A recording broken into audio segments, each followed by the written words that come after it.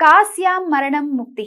సనాతన ధర్మంలో కాశీ నగరానికి ఉన్న దివ్యమైన స్థానం అది.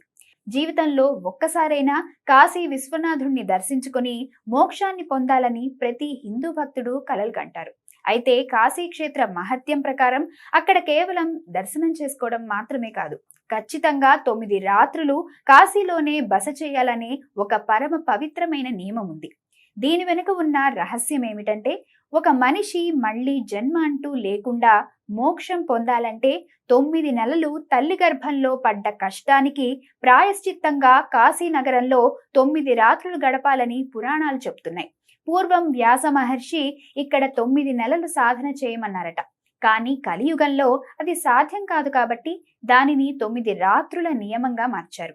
ఈ 9 రోజులు భక్తులు ప్రతిరోజు గంగా స్నానం చేస్తూ ఒక పూట మాత్రమే భోజనం తింటూ అబద్ధాలు కోపానికి దూరంగా ఉంటూ సంపూర్ణ శివధ్యానంలో మునిగిపోతారు.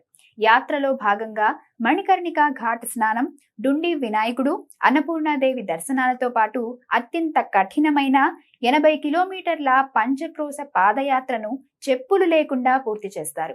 ఆపై కాశీనగర కోత్వాల్ అయిన కాలభైరవుణ్ణి దర్శించుకుని ఊరు విడిచి వెళ్లడానికి అనుమతి అడగటంతో ఈ 9 రోజుల యాత్ర సంపూర్ణమవుతుంది. ఇలా జీవించి ఉండగానే 9 రాత్రుల నియమబద్ధమైన భక్తితో కాశీలో గడిపితే మరణానంతరం లభించే మోక్ష ఫలం బతికుండగానే లభిస్తుందని భక్తుల ప్రగాఢ విశ్వాసం.